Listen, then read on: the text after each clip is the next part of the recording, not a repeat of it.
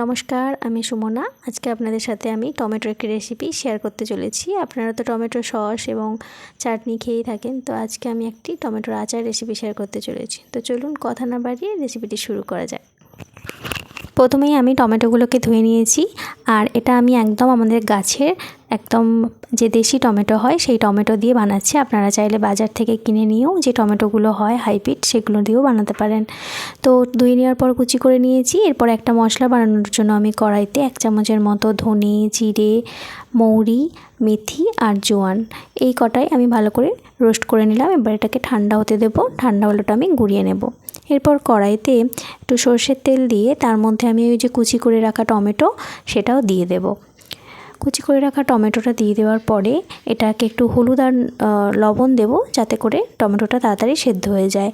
আর আপনাদের বলে রাখি, আপনারা যদি দেশি টমেটো ইউজ করেন তাহলে আপনাদের তেঁতুল দেওয়ার প্রয়োজন নেই, কিন্তু আপনারা যখন হাইব্রিড টমেটো বা বাজার থেকে যে টমেটোগুলো পাওয়া যায় সেগুলো ব্যবহার করবেন, তো সেই ক্ষেত্রে একটু সামান্য তেঁতুল দিতে পারেন, তাহলে টক টক ভাবটা আসবে। এদিকে আমার টমেটোটা সেদ্ধ হয়ে গেছে এবং ঠান্ডাও হয়ে গেছে। আমি এবার মিক্সিতে পেস্ট করে নেব।